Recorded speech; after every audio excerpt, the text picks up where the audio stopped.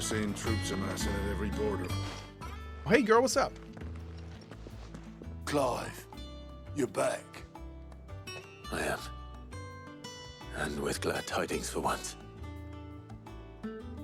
Hugo Kupka is no more. Well, I'll be. All of our comrades who lost their lives back at Sid's place be smiling down at you right now. We had a stolus from Lubor saying Drake's fang had fallen. I expect that was your doing as well, was it? It's a long story. One for the history books, I'll bet. Welcome home, Clive. It's good to be back.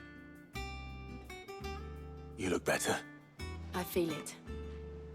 Which means I'm coming on your next little adventure. You're not leaving me behind again. Wouldn't dream of it. Otto, any word on the Royalist movements since I've been away? Shouldn't you be putting your feet up? If you really want to know, go and have a word with Vivian. Thank you. I will.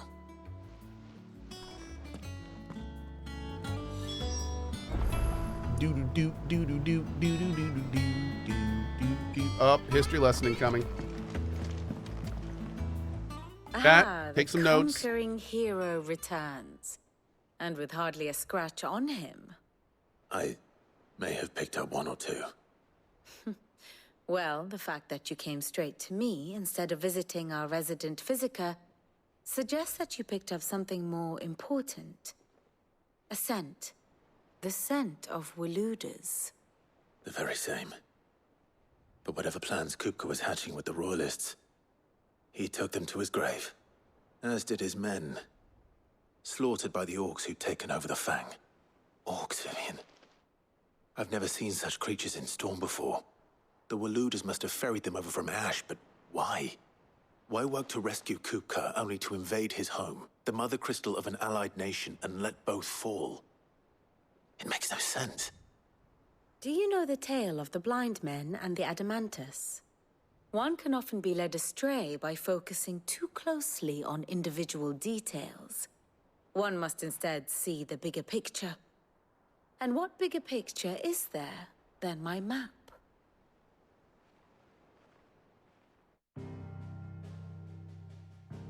Darth Vader says, can you please order lunch and push through the story? Oh, I'm not near the end, dude. Walud claims dominion over all of Ash. It is a nation forged by the bloody conquest of Barnabas Tharm, the dominant of Odin. The Canvarian War of Independence in 849. The Battle of the Twin Realms in 865. The Battle of Belinus Tor in 873. Wheresoever his armies fought, Odin was found where the fighting was fiercest. But of late, the warrior king appears to have laid his sword to rest. Battle rages for control of the crystalline dominion. Yet Tharm sends not a single ship in support of his Dhalmekian allies. Meanwhile, the Blight ravages great swathes of Ash. Yet warlike Walud shows not the faintest interest in laying claim to untouched lands. So why go to the trouble of sending an army of orcs into the heart of Drake's Fang, only to make no attempt to claim the Mother Crystal for Walud? It can hardly be for lack of men. Tharm's armies rival any in the Twins. No. We have not seen the last of the Waluda standard. Odin will ride again. It is but a question of when. And on that day, who will be trampled underfoot?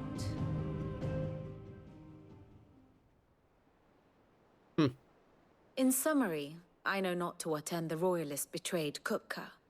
I know only that it is part of some broader scheme. A scheme tied to the ambitions of one man. King Barnabas. Yep. But there is no need to wallow in confusion. If one is to cure a sickness, one must first identify the symptoms.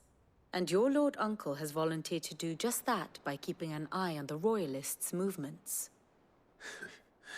He's really throwing himself into this.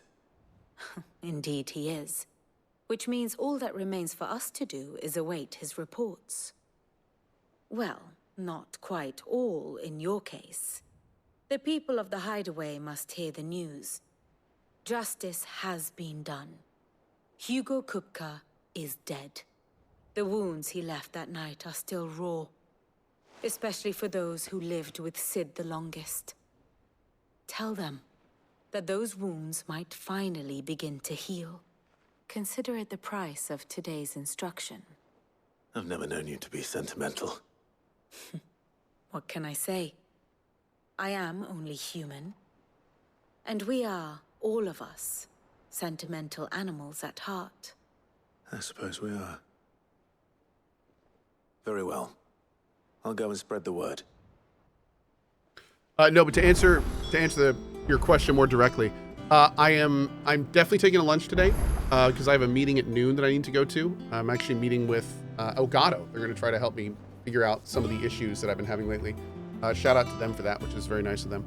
And then after that, I will be back, and we're going to be doing more main story this evening. Tomorrow morning, we are going to start Dave the Diver, but I'm planning on continuing the main story tomorrow afternoon of Final Fantasy, and we'll just kind of keep pushing forward from there. Final Fantasy may bleed into the cozy a little bit. We'll see.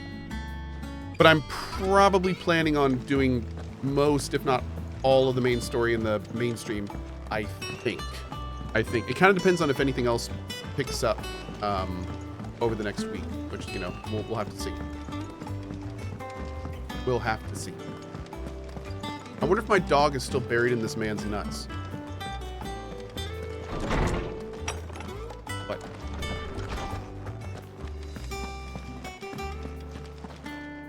Ah, Clive.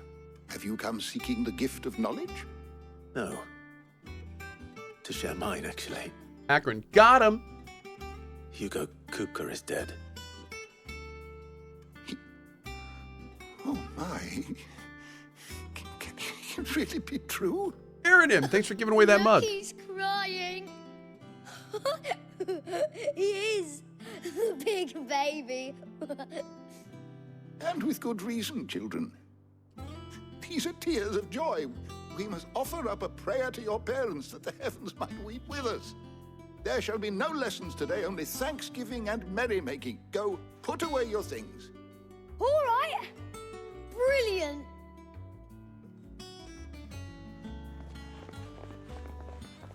Finally, a new dawn has broken. It has. Thank you, Clive. I cannot wait to share the good news. Hippocrates. After Kupka fell, Ultima came to me. I need to know what he is. Have you learned anything? Alas, no. And not for want of trying. I have scoured nigh every historical tome in our collection and found nothing. Not even the sort of conspicuous absence that might suggest a concealment of fact. One is almost tempted to conclude that such a creature never existed. But I saw him. With my own eyes. I don't doubt that you did. Alas, it seems you are the only one who has.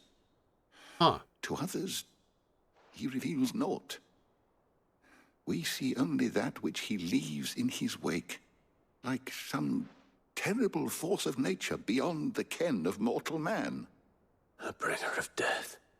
Whether the Ultima you met with was the being itself, or merely another projection of its power, I know not. But until I do, my investigations shall continue. Thank you. It means a lot.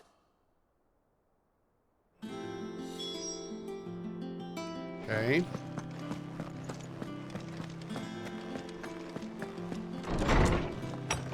Yeah, Aaron, thanks again for giving away that mug. That is awesome. Artaja, congrats on your win, and make sure to click that link and fill out all the info in there for stuff off of our store. Thank you, thank you. We have some new stuff coming to our store soon, by the way. Get ready. Well, someone looks pleased with himself. It's true what I'm hearing, then. Nothing escapes you, Lady Karen. It's true. Kupka is dead. No more looking over our shoulders, then. Good. I'm starting to get a crick in my neck. Don't let it go to your head, though. Okay.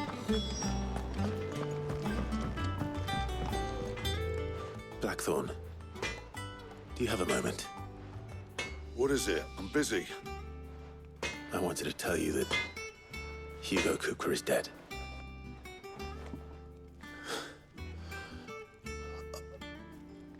I can't tell you how long I've been waiting to hear those words. This is it then. A new beginning under a new Sid. I'll try to live up to the name.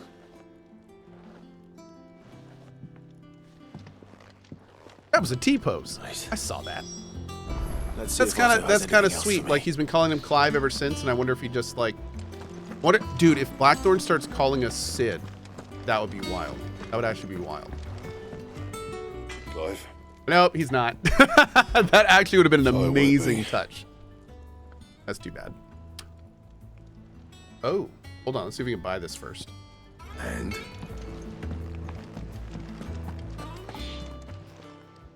Is it business or pleasure? Always both with you, girl. Let's see. Yeah, we can do this. You'll not find a better price than that. Okay, we've got the best we're gonna get there for a bit from the looks of it.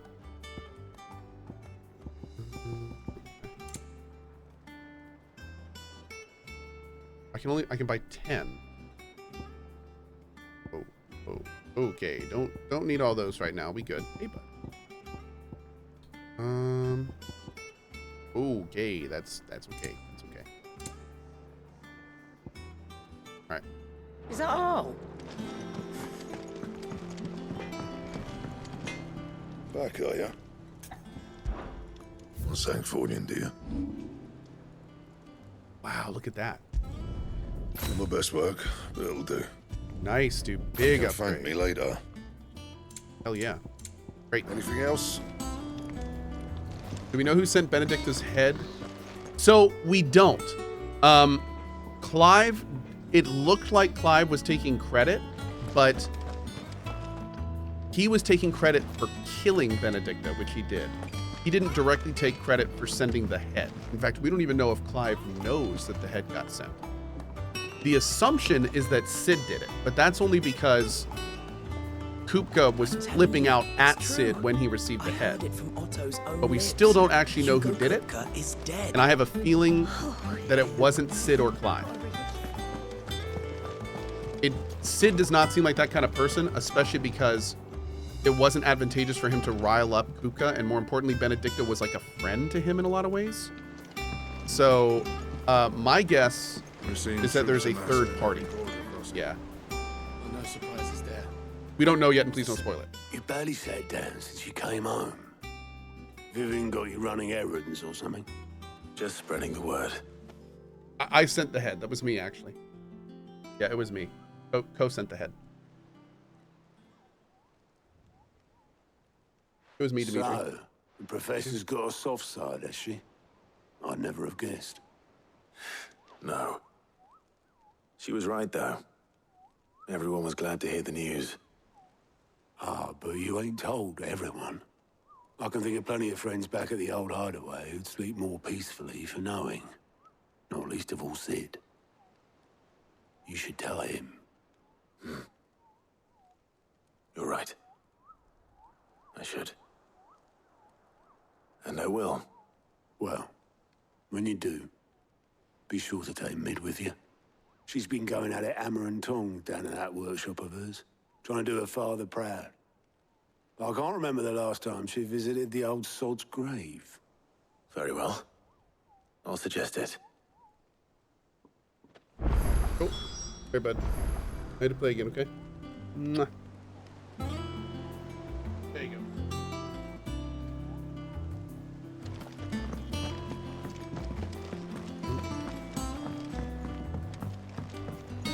Speak with Mid. That name, dude. But can I go this way?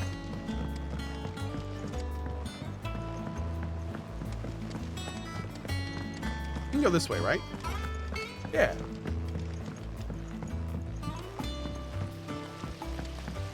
There we go.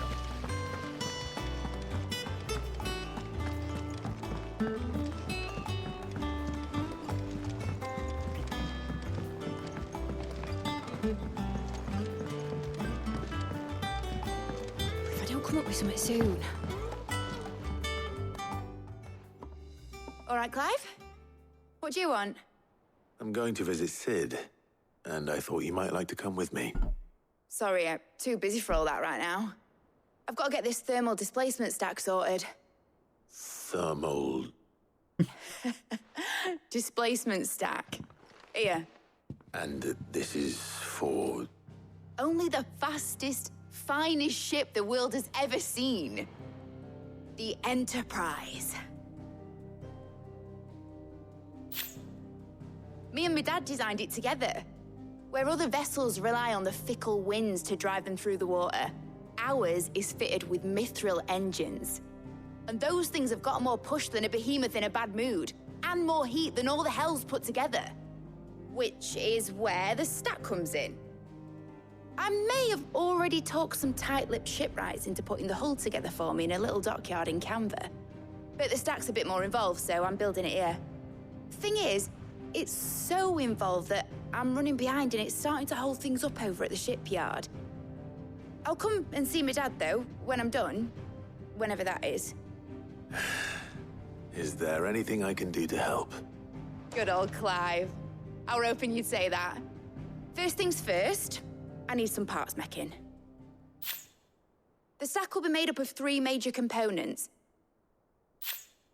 There's the plating, here, that channels hot vapors away from the engine. The helm over the top, that disperses all that heat into the air. And the shielding around the sides, that stops the rest of the ship from going up in flames.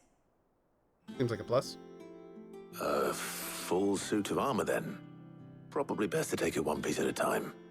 Then you'll need to start with the plating. Everything else fits onto it.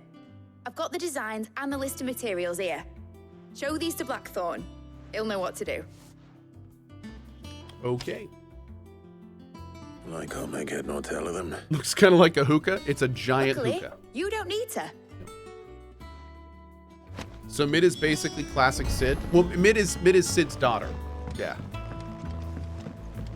I think Mid might need some help.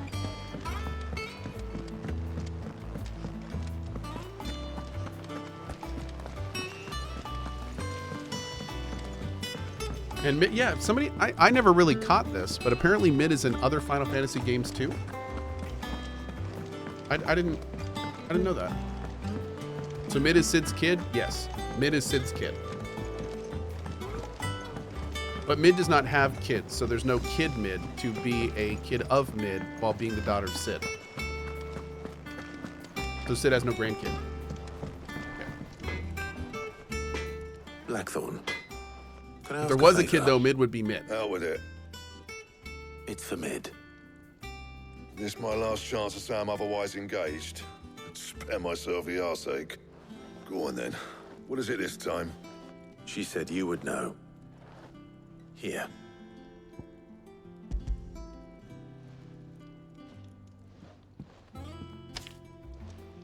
Krieger's Tates. Oh my. Well, I don't know what the hell you'd want this for, but I can make it. Won't be easy though. And I'll need help. Get Gavin Otto in here, will you? All right.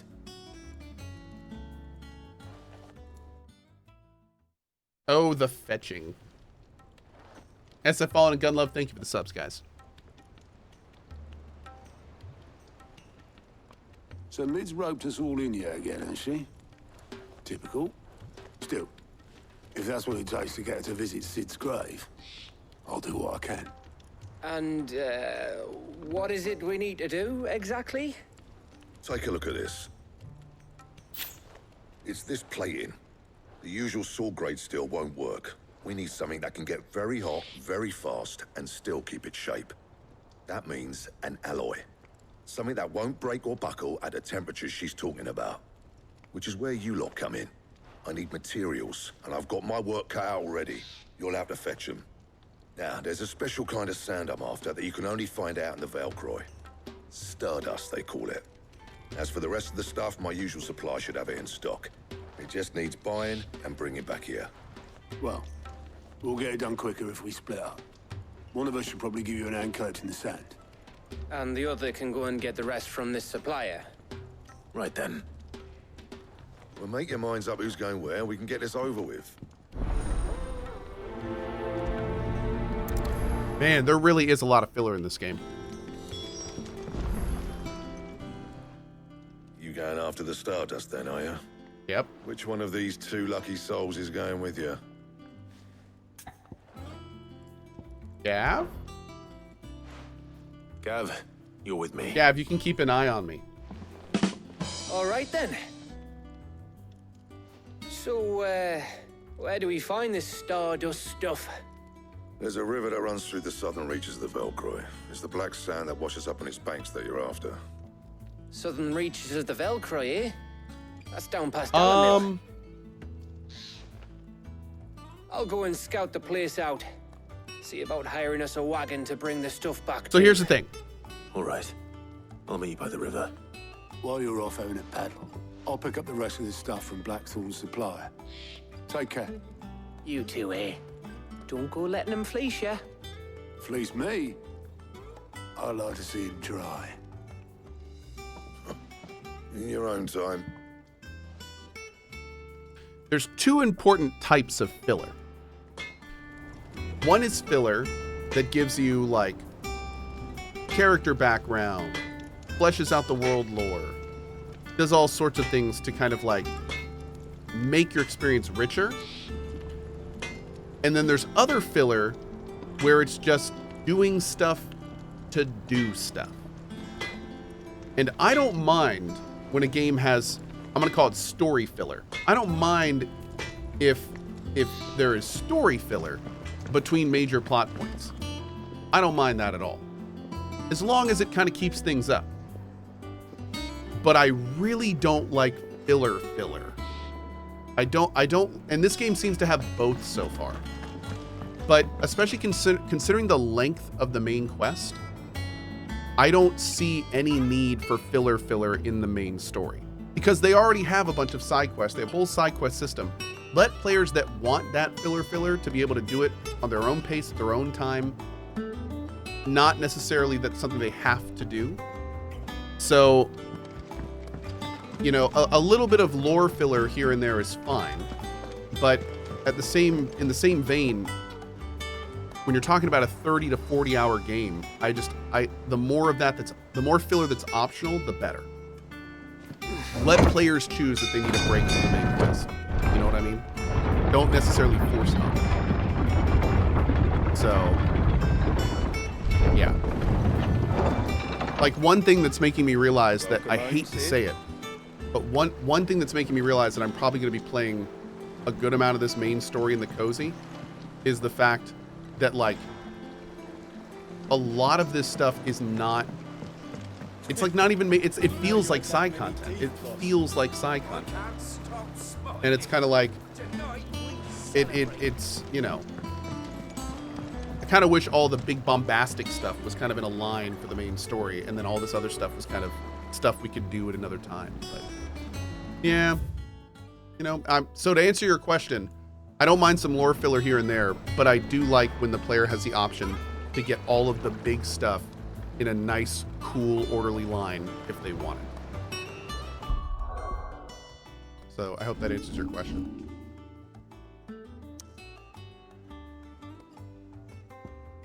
Yeah, we'll go.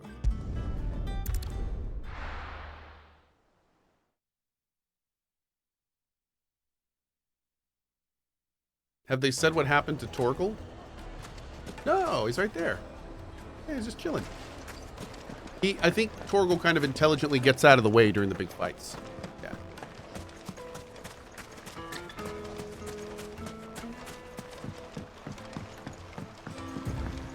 Looks like I found the river. Now where's Gav? The pacing is on purpose. Yoshi P knows what he's doing. I mean, you can say stuff like that, and that's cool. That's fine.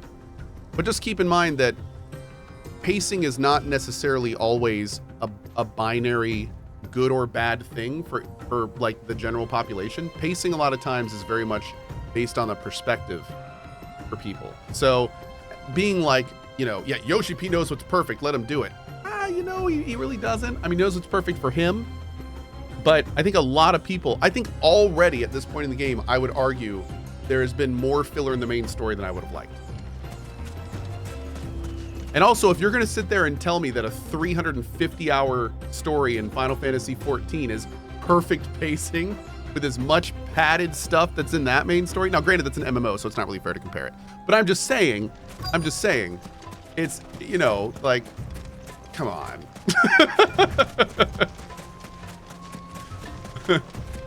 Like, you literally could have removed like an entire third of Final Fantasy XIV's main quests and it would have been fine. So, you know, like, it's okay. Sorry to keep you, Gav. Better late than never. I've had a quick scout about, and I reckon round here's our best bet if we want to grab as much of this Stardust stuff as we can. Don't know what Blackthorne's planning to do with it, though. I asked over in Dalamil, and they seem to think it was worthless. But if Stardust is what Blackthorne wants, Stardust is what he'll get. There's plenty of this stuff lying about, just begging to be bagged. Then let's get bagging, shall we? We shall. Race ya. Oh, you're just not smart enough to understand the symbology. It's true. Okay, so somebody just asked, what's a perfectly placed game or paced game? And see, this kind of goes back to what I was saying before. There is no Don't let Chad perfectly boss you paced around. game. Sit down. There is no perfectly paced game because everyone likes different types of pacing. So one thing that's interesting to think about, I mean, one of the reasons I love video games is that they let players craft their own story a lot of times. And what a perfectly paced game is the pacing at whatever level the player playing it wants. That's the perfectly paced game, is giving the player the ability to pace it how they would like to. So, because it literally puts, it lets the player decide how to do it. So I would say a perfectly paced game is one where most of the main quest is exactly like the biggest, best parts of the game, and then have the game encourage and reward and let the player know, hey, if you want some good lore break, do this right now instead of the main quest. And then players that want that kind of interspersed pacing will be like, okay, cool, let me go over here and do that. And players that don't want that padding can be like, no, I'm just going to keep going with the main story. And it's like, boom, everyone gets what they want. So it's I think again, perfectly paced is kind of a misnomer because everyone enjoys different levels of pacing. So it's you know, me personally, I generally like I'm not 100% main story guy. I'm like depending on the game and how rich the world is, I'm like an 80-20 guy. You know, I like having like a whole bunch of main story and then a little break, and then a whole bunch of main story and a little break. You know, like that's what I like. Now, some people like long breaks between their main stories. They can kind of calm down a little bit. But you know, I'm kind of like an 80-20, 70-30 kind of guy. Yeah. Twitch is like, yes, keep talking about 70-30. So how much this you is love it. Stardust. But yeah, that's kind of where I Just am. looks like black sand to me.